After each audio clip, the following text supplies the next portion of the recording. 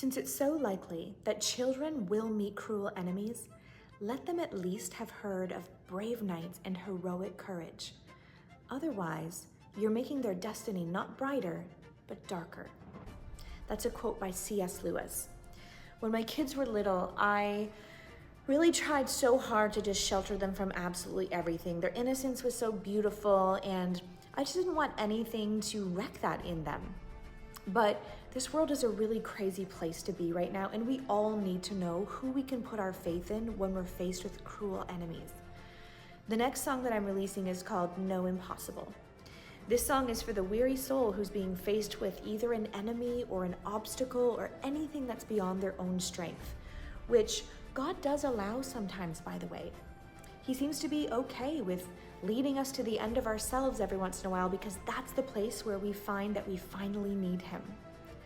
Do you remember the story of the children of Israel when they were being led out of slavery?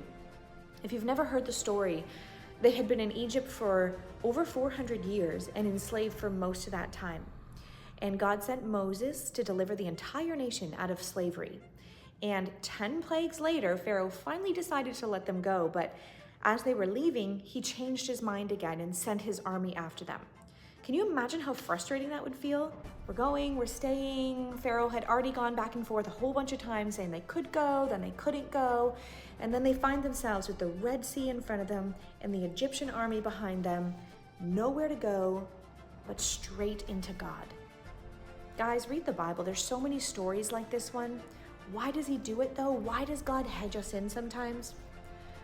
In my experience, and in the stories that I've studied in the Bible, I have to believe that he does it so that there's going to be no confusion in our minds about who is doing the rescuing. I always loved how when he was leading the children of Israel, the rescue plan was constantly changing.